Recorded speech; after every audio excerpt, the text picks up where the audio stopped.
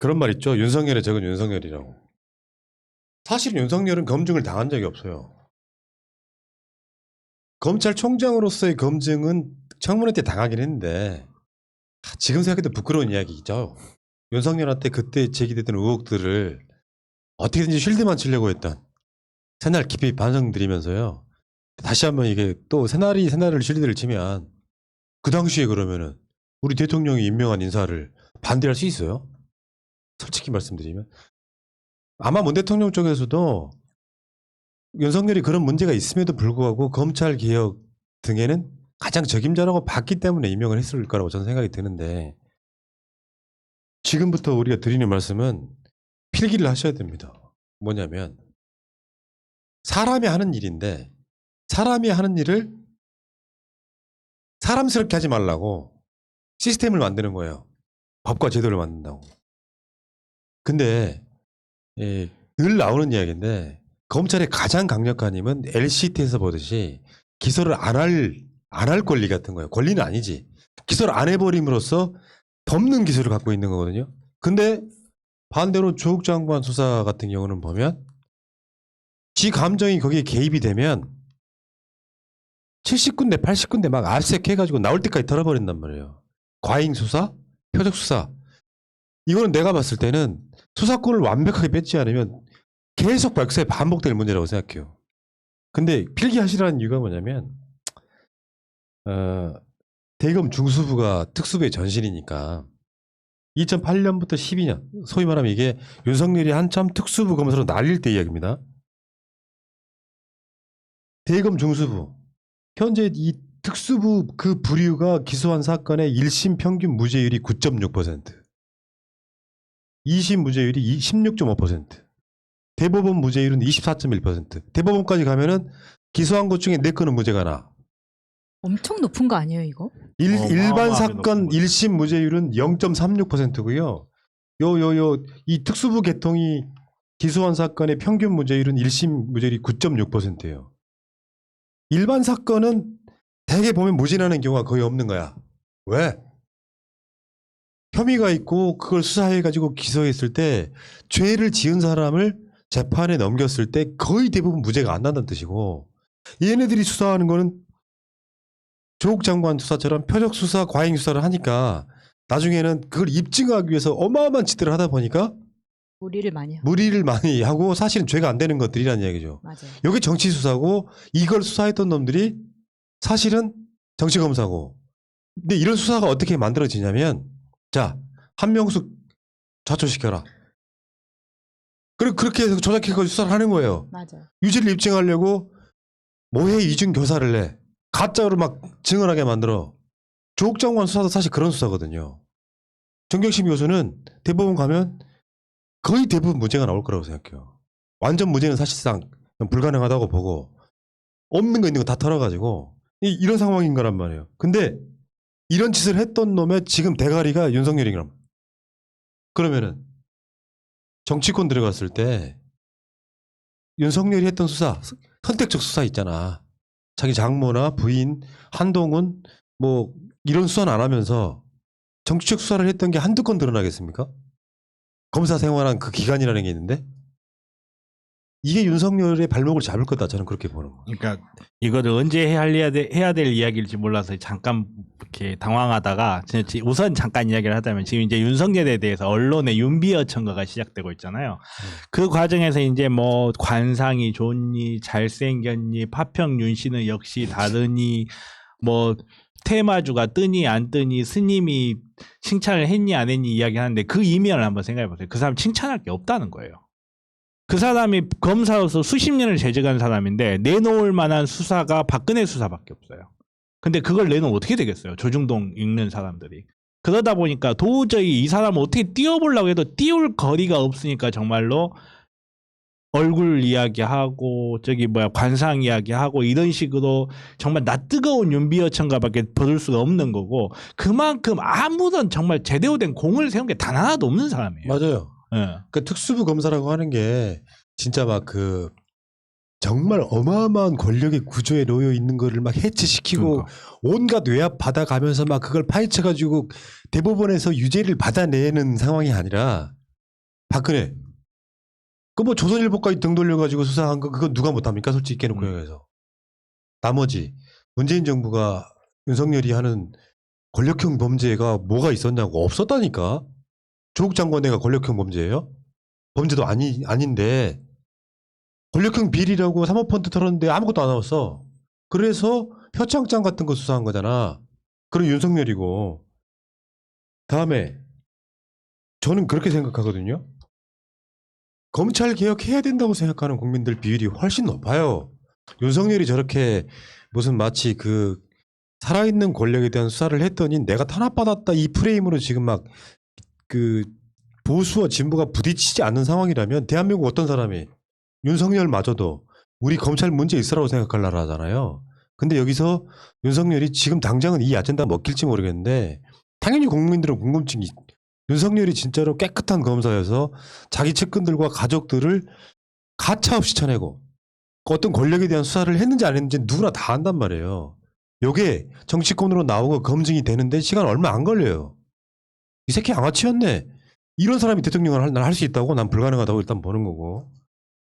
네, 양아치 한 마리 잡는데 손에 이렇게 재나 쓰레기가 조금 묻는 거에 대해서 두려워하면 안 된다고 생각합니다. 그 큰 놈 잡으려면 내가 조금 다칠 수도 있는 거잖아요. 그거에 대해 그 LH 잡는 것도 마찬가지고. 그러니까 우리 쪽에 좀 데미지 입는 거에 대해서 너무 걱정하지 않으셔도 될 것 같고, 특히나 방금 푸나님 말씀하셨던 그 대검 중수부의 무죄율 같은 경우에 지금 4건 중에 1건이라 그랬잖아요. 근데 딱 이 당시 2008년부터 12년도에가 윤석열이 대검 중수부 과장으로 일할 때예요. 그러면서 이명박이 국정원과 검찰을 이용해서 한참 정치하고 있던 바로 그 시기. 네. 그래서 윤석열이 MB 정부는 쿨했습니다. 뭐 이렇게 이야기하는 나오는 그 시기. 사람에 충성해놓고 안 한 척하는 거.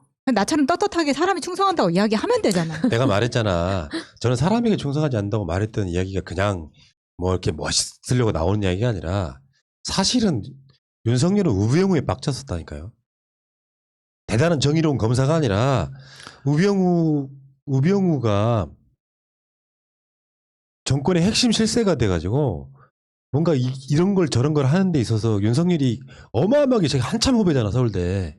요 빡쳐가지고 했던 그 느낌이지 무슨 뭐 대단한 양심이나 있는 검사인 것처럼. 그러니까 제가 봤을 때는 정확하게는 그러니까 이명박 때까지만 하더라도 우리 명박이 형은 쿨했어라는 말을 할 정도로 검찰에 모든 것을 의존했었는데 우리 달구새끼 때는 얘가 아버지한테 보고 배운 게 국정원 라인을 장악해서 공작 정치만 배우다 보니까 검찰에 의존하지 않고 그 국정원 라인 쪽으로만 계속 의존하고 우병우가 거기에 동조를 해보니까 거기에 빡이 쳐서 이 댓글 부분을 자기네들이 문제를 삼고 검찰로 다시 권력을 갖고 오고 싶었는데 그게 안 된 거죠. 그리고 그 과정에서 이제 윤석열이 박근혜 정부랑 부딪히는 것 같으니까 사람들이 열광을 한 거죠. 예. 그리고 이제 지금 와서는 문재인 정부랑 각을 지는 것 같으니까 열광하는 사람들이 조금 이상하게 바뀌어 있는데 결국 이 사람 바닥은 다시 드러날 겁니다. 그러니까 봐봐요.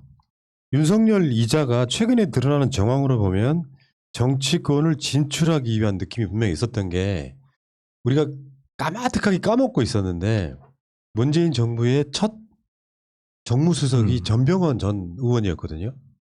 바로 이지였고 이 양반이 그 후임이 나중에 김병기 의원이 되는 건데 그 당시에 전병헌 의원 기소하고 그 기소했던 시점이 뭐냐면요. 미국 대통령이 우리나라에 왔던 바로 그 시기예요.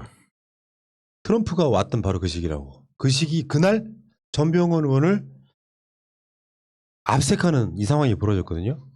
그때 그리고 나서 그 후임으로 갔던 강기정 정무수석이 또 대통령 그 유엔 총회 갔을 때 또 그 난리를 쳐가지고 조국 장관에 압색을 해가지고 아니 압색을 하더라도 그렇게 언론에 알리면서 떠들썩하게 하지 마라 이런 얘기 했던 바로 그건데 그 전병헌 수석이 그 옛날 롯데 홈쇼핑인가요? 여기에 한국 e스포츠 협회에 후원을 강요한 혐의. 여기 이제 주 죄목은 제3자 뇌물수수 이런 거거든요. 털어가지고 겨우 집행유예 받아냈죠. 전병헌 수석이 죄가 아예 없다는 게 아니라 윤석열식으로 조국 장관 털듯이 털어서 주 죄목은 사실상 무죄에 가깝고 털었더니 요거는 그냥 죄가 발견된 이상 집행유예 줄 수밖에 없는 그 건을 갖고 미국 대통령 온 날 검찰이 문재인 정부 첫 정무수석을 압색하고 이런 짓거리 했던 이 일종의 정치쇼였다는 거죠. 그러니까 이제 와서 보니까 이게 조국 장관의 프리뷰 정도. 그러니까 민정수석을 이렇게 쳤다는 게 그 당시에는 우리가 막 이렇게 좀 많이 방송을 하지를 못했었어요. 왜냐면 우리한테 충격이 더 컸었기 때문에. 근데 뒤집어 놓고 보니까 우리가 다시 한번 검찰에 당한 거나 마찬가지인 거잖아요. 지금. 그러니까 범죄라는 걸 수사를 한다 하더라도 범죄와 수사 사이에는 상당성이라는 게 있어야 돼요.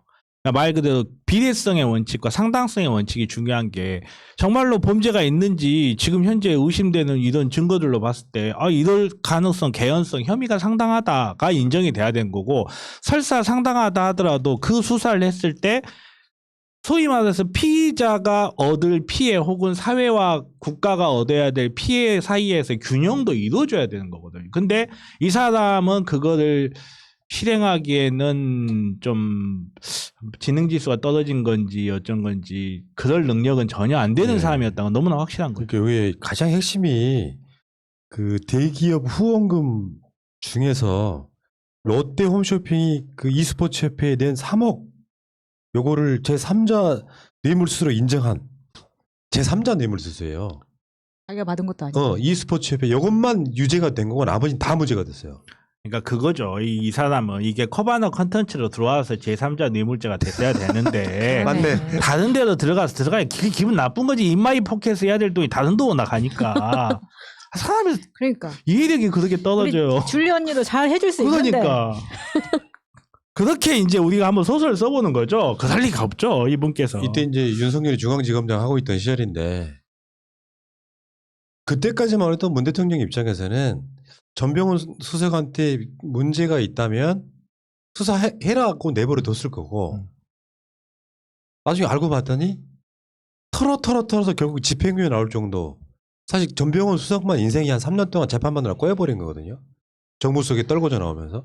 그러니까 이게 방금 전에 우리가 얘기했던 중수부에서 4건 중에 1건 무죄 나오는 그 비율하고 똑같은 식의 장난을 친 이거 거잖아요. 사실상 무죄예요. 네, 그러니까 그러면은 이런 식으로 과도한 수사로 한 사람의 인생을 완전히 망쳐버리고 언론에서 그렇게 폭격기를 날렸을 때 그리고 나서 이렇게 무죄가 되고 집행유예로 끝났을 때는 어떤 보상도 없고 검찰이 잘못했다는 어떠한 처벌이나 징계가 없는 거예요. 그러니까 사실 검찰은 하고 싶은 대로 맘대로 하는 거잖아요. 그러다 보니까 증거 조작, 증인 조작, 증언 조작까지 다 하는 거고. 그러니까 견제 시스템을 만들어야 되는 거고 그래서 공수처가 필요한 거죠. 반대 정파에 대한 수사는 한명숙 총리 사건처럼 모해 이중 교사까지 하면서 조작하는 놈들이에요. 검언 유착도 마찬가지잖아요. 조작을 시도했던 사건이잖아. 이런 놈들이 계속 이렇게 검찰에 존재하는 한 뭐 검찰 개혁의 어떤 이야기도 될 거고 윤석열 같은 정치 검사가 마치 자기는 대단한 검사나 되는 것처럼 아니 제대로 깨어있는 국가라면 윤석열이 대선 주자가 되는 것 자체가 말이 안 되는 거죠. 사실은 이런 수사에 있어가지고 박근혜처럼 조선일보가 벌인 정치인 수사하는 건 누구나 할 수 있다니까. 전 국민적인 호응을 받으면서 나머지는 윤석열이 남긴 업적이 뭐가 있냐고. 하다못해 LH 건도 마찬가지지. 박범계 장관도 그런 비슷한 이야기 했습니다만 진짜 문제가 있었다면 검찰이 인지수사해야 될 거 아니야. 이 새끼들은 정치수사에만 몰두해가지고 결국은 진짜 중요한 사건은 하나도 처리 못한 상태로 여러분들 기억하시겠지만 윤석열이 1년 한 8개월 이렇게 재직하면서 제대로 수사해낸 사건이 기억에나 남으세요? 그러니까 1년 8개월이 문제가 아니라 이 사람 과거를 다 들춰가도 이 사람을 칭찬해 줄 만한 게 모의법정에서 전두환한테 살인 구형한 거. 모의법정에 학교 때. 그러니까요. 그거하고 박근혜 때 그 검사로 가가지고 특검 밑에서 일했던 거밖에 없는데 이걸로는 띄울 수도 없단 말이에요. 그건 나 태어나기도 전에 일이에요. 그러니까 아니 근데 이걸로 띄우려고 해도 조선일보에 이 강골 검사가 전두환을 사형 선고를 내린 적이 있다라고 하면 그거를 조중동 독자들이 보기에는 이렇게 되는 거고 그리고 또 이거 스님이 이 사람은 관상이 너무 좋다 하는데 태극기 들고 이렇게 십자가 메고 아니 이 새끼가 이러지. 그러니까 정말 띄울 게 없는 사람이에요. 정말 바닥이 너무 선명해. 그래서 이 사람을 나중에 뭘로 띄울까 생각하는데 그렇다고 해서 부인과의 미담이 나와줄 리도 없고 특부인 거예요, 미당. 그래서 되게 정말 조중동 입장에서도 정말 쓸 게 없겠다. 오죽했으면 AI 관상가를 불러왔겠냐 이런 생각이 들어요. 얼마 임진님 네. 언니한테 너무 늘리지 마시고요. 적극적인 발언을 하세요. 실제로 윤석열이 대구에 갔을 때도 민심이 그 반대하는 세력이 대구의 그 충성적인 국민의힘 지지자들이었다고 합니다. 그 박근혜를 보낸 거가 가슴에 맺힌다고 하면서. 그러니까 사실 대구에서도 그렇게 큰 지지를 못 받는데 너무 언론에서 계속 띄워주고 있는 거죠. 지금까지 윤석열이 아무것도 안 하고 있잖아요. 사퇴하고 나와서 아무것도 안 하고 있는데 언론에서는 계속 윤석열이 뭔가 활발하게 활동하는 것처럼 지금 비춰주고 있으니까 그게 너무 한심할 따름이고 저는 윤석열 입장에서는 스스로 왜들 그렇게 눈치 없이 나를 띄워주고 계세요라고 좀 겁내하고 있지 않을까 생각하고 사실 그게 나타난 게 들어요. 윤석열 문자 메시지라고 저는 생각해요. 윤석열 문자 메시지 7개 언론사에다 보냈잖아요. 근데 그 내용을 물론 이제 다의적으로 해석을 할 수 있는데 저 같은 경우는 마차님 생각과는 달리 오히려 팀이 없다는 뜻이라고 봤어요. 왜냐하면 이게 팀이 그 주변에 무리가 있는 거하고 팀이 있는 건 좀 틀리거든요.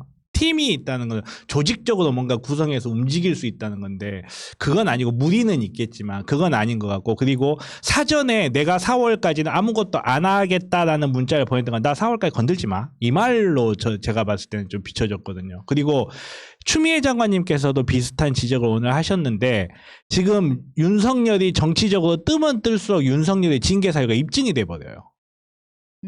윤석열이 대구 가서 그거 하고 네가 그러려고? 그렇죠. 그러지. 그런 것도 있고 윤석열 징계 사유가 정치적 중립성을 어긴 공무원의 발언이라는 게 그 징계 사유에 들어가 있는데 언론에서 안철수도 만났대, 김종인도 만났다던데 이거 나와버리면 나중에 재판할 때 신문만 이렇게 스크랩해가지고 가면 될 것 같아요. 여기.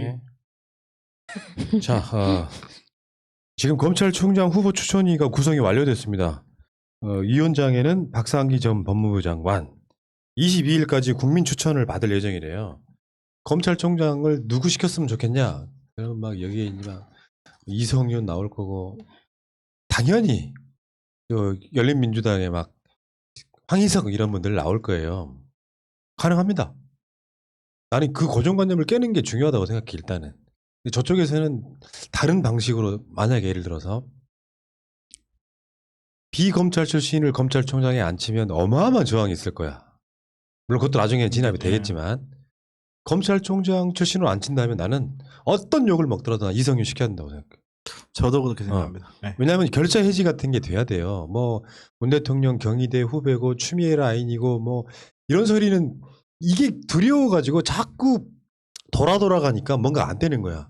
사실은 검찰 개혁하는 여러 가지 방법 중에 하나가 얘네들을 분열시키는 거라고 생각해요. 이미 이 안에서는 윤석열 파와 이성윤 파가 존재하는 거거든요. 사람들이 보기에는 윤석열 파가 더 많을 것 같죠. 난 그렇게 생각 안 해. 현재 특수통, 검찰총장, 서울대 법대 이 라인 중심으로 바라보니까 그런 거지.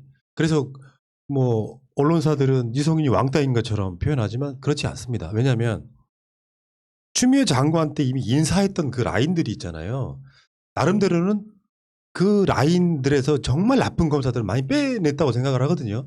그래서 이성윤 뭐 중앙지검장뿐만 아니라 이제 추천이 되겠지만 박상기 법무부 장관 임명한 이유를 한번 보세요.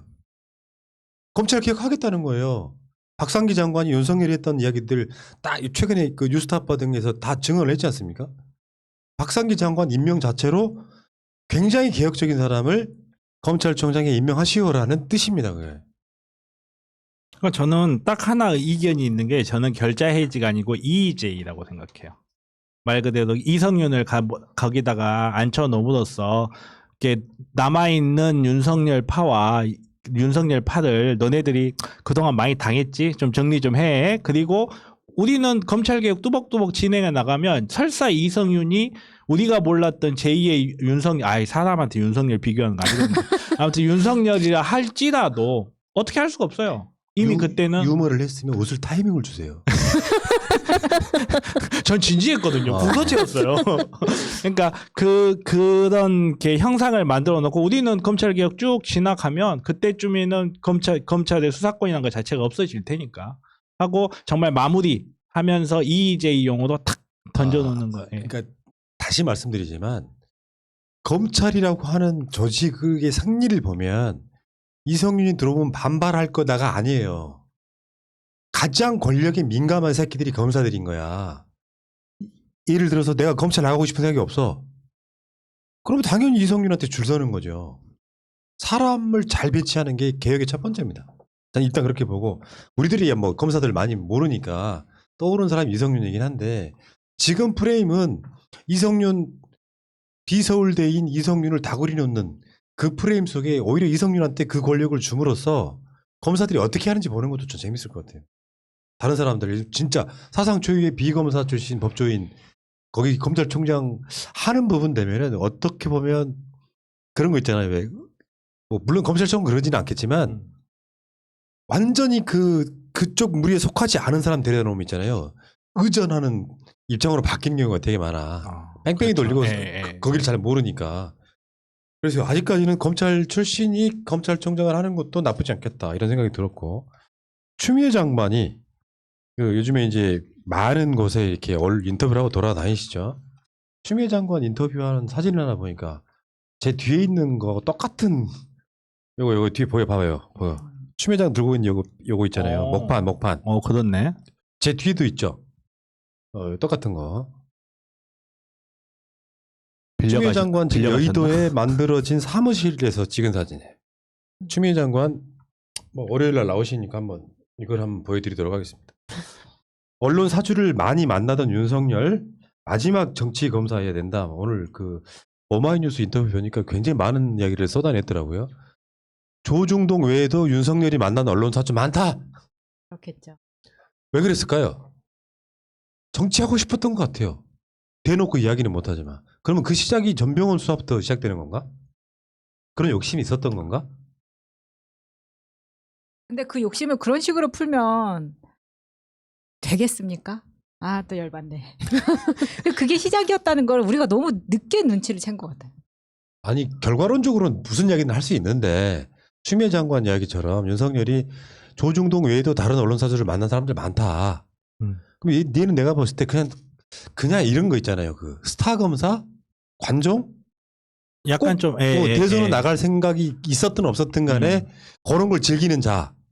진짜 이런 그 촛불 정부에는 안 어울리는 사람이었던 거죠. 결과론적으로 보면. 왜냐하면 이런 자리에 있는 사람은 정말로 좋은 검사나 검사장이나 뭐 총장이 되려면요. 사실 정교인의 삶을 살아야지. 정광훈 같은 애 말고 그런 사람들 있잖아요. 그런 그 권력 관계와 청탁 관계를 물리칠 수 있어야 되는데 해온 짓이 있는데 뭐 저번에 그 미담이 하나 있었잖아. 진짜 기억났다. 박범계 장관하고 윤석열하고 사석에서 옛날에 만났는데 윤석열이 술 한 잔만 먹고 가더라. 나는 정치인하고 맞아. 어울리면 안 된다. 요건 내가 보기에 약간 조작된 미담 같잖아요. 아니면 그 자리가 불편했을 수도 있죠. 나는 딴 데 마음에 두고 있는데. 뭐 그랬을 수도 있죠. 아니 제가 생각했을 때는 저는 기본적으로 좀 관종에 가깝다는 생각을 많이 하거든요. 언론에 타고 자기가 스포트라이트를 받는 걸 좋아하는 제가 봤을 때는 이 사람이 아직도 저는 정치할까라는 부분에 대해서 좀 물음표를 가지고 있는 입장이라 그럴 수도 있는데 근데 언론사 사주를 이렇게 계속 만나는 거 제가 봤을 때는 특수부 검사의 본능일 수도 있다는 생각이 들어요. 왜냐하면 예전에야 정말로 법원 출입처 기자들, 검찰 출입처 기자들 만나서 샤바샤바하고 술 마셨는데 내가 이제는 뭐 지검장 되고 총장 됐는데 내가 출입처 기자들 마셔서 샤바샤바 하겠냐. 조중동 사주들 만나가지고 요거 좀 언론 좀 뜯어 주쇼 하면서 관상도 한번 봐주고 뭐 이렇게 좀 하지 않았을까. 저는 좀 그런 생각이 더 많이 들더라고요. 그러니까 추미애 장관이 역시 정치인 출신이라는 느낌이 드는 게 윤석열이 부패 완판이라 그랬잖아. 부패 완판. 이게 중대범죄수사청 등이 생겨서 검찰이 수사권을 뺏기면 부패 완판이라는 표현을 썼잖아요. 추미애 장관은 거기에 하나 더 얹었어요. 부패 완멸. 부패를 완전히 박멸하려면 검수완박. 검수완박이 필요하다. 검찰한테 수사권을 완전히 박탈하는 게 필요하다. 이렇게 그 프레임 대 프레임이 뭉쳤을 때 그 프레임을 깨줄 수 있는 굉장히 간결한 단어를 딱 지르잖아. 역시 추미애라는 생각이 들어요. 이런 사람들이 정치를 하는 거죠. 훌륭했다 이런 생각이 들고요. 장관님 존경합니다. 그러면서 그 인터뷰 보면 이런 이야기도 나와요. 안 읽어보셨지들? 뭐냐면은 이문정 검사가 완전 고립돼 있다는 거예요. 검찰 내에. 그럴 수밖에 그래서 없을 것 같아. 예. 그 이야기는 우리가 옛날에도 몇 번 했어요. 엘리베이터에서 만나면 벌레 보듯 하는 그 시선들 때문에 미치는 거예요. 완전 고립돼 있다는 거예요. 그래서 뭐 얼굴을 봤더니 완전히 삐쩍 말랐더라. 뭐 이런 이야기 하면 마음 아파요, 안 아파요? 아프죠. 이문정처럼 되기 쉽지 않습니다. 여성 검사로서 그 남성 검사들의 문화에 아예 젖어 들어버리거나 아니면은 검찰을 뛰쳐나오거나 이현주 변호사처럼 그 남아가지고 끝없이 검찰의 내부에 관련돼 있는 부분을 바꿔 소통하면서 왜 소통을 하겠어요? SNS를 왜 하겠습니까? 내부에서 소통할 사람이 없으니까 그렇지. 바꿔다보라도 해야지. 알리기라도 하는 거예요. 그 자체가 조금이나마 검찰 개혁에 도움이 될까봐 진짜 훌륭한 사람이고 지금 당장은 뭐 검찰총장의 후보의 몰망에 오를 수는 없겠지만 이제 부부장 검사죠. 예. 아니 부장으로 올라가지 무슨 일 않았나? 했습니까? 예, 그러면- 올라갔을 거면. 예. 그 나중에 이제 뭐 검사장 정도 달고 나서야 그쪽 문화가 그런 게 있을 테니까. 근데 저는 이문정 검사는 끝까지 남아서 진짜로 최초의 여성 총장도 한번 돼봤으면 좋겠어요. 정말 정신병 걸릴 거예요, 정말로. 보통 사람들은. 근데 이문정 검사님 이해하셔야 됩니다. 벌레들 많은데 사람 지나가면요, 벌레들 다 쳐다봐요, 원래가. 그러니까 추미애 장관님도 혼자서 고립돼 있을 때 굉장히 외로웠는데 꽃바구니가 많은 힘이 됐다고 본인 입으로 말씀하셨거든요. 이문정 검사한테도 그런 식으로 꽃바구니 응원이라도 해주면 좋겠다라는 생각이 드네요. 근데 이문정 검사님은 지금 현역에 있는 검사님이라 그렇게 외부에서 뭘 보내봐야 차단될 거예요, 1층에서. 올라가지가 않고 그냥 바로 차단될 마음으로. 가능성. 예, 1층에. 페북에 그렇죠. 국민청원 올려. 왜 추미애 장관한테만 꽃다발이 가능한지 막 왜 그 청원 올려? 우리도 그 건물 계단 앞에다가만 세우면 되잖아요.